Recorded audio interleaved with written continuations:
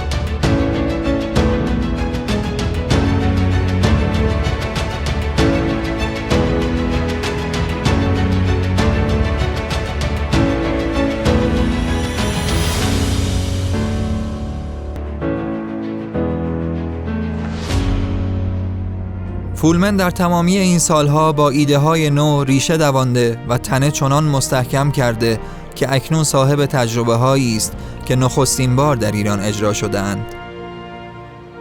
ساخت تابلوهای فشار ضعیف و فشار متوسط کشویی، ساخت تابلوهای کنترل و حفاظت برای پست‌های فشار قوی، تنها شرکت ایرانی در صنعت برق دارای مرکز تحقیقات در اروپا، ساخت پست‌های GIS به ویژه برای نیروگاه‌های آبی، توسعه دهنده نرم افزار کنترل دیجیتال DCS، طراحی، ساخت و اجرای پست‌های فشار قوی، پست DCS 63230 کیلوولت در پردیس، پروژه آرندی برای ساخت تابلوهای LPGIS با همکاری شرکت تحقیقاتی فولمن در آلمان برای اولین بار در جهان، اولین شرکت در صنعت برق دارای منشور و برنامه مدون مسئولیت اجتماعی.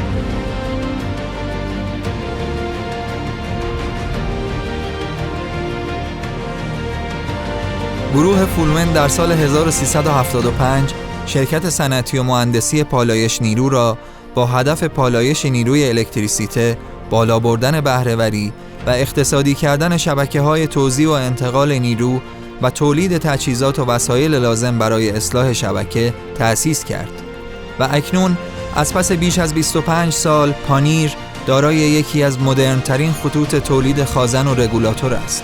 فولمن در این شاخه پرثمرش همچنان بر دانش و پژوهش و نوآوری استوار است و به همفکری با شرکت‌های بزرگ اروپایی از جمله سوئیس، اسپانیا، ایتالیا و استفاده مستقیم از همکاری مشاوران اروپایی ادامه می‌دهد. پالایش نیرو در دهه سوم فعالیت کلیدهای فشار متوسط می‌سازد و با نظارت و همکاری شرکت آلمانی دیکام خطوط تولید کلیدهای خلأ فشار متوسط، سکسیونر گازی قابل قطع زیر بار و سکسیونر پانتوگراف فشار قوی راه اندازی کرده و محصولاتش در جای جای کشور پهناور ایران در شبکه برق مورد استفاده قرار می‌گیرد.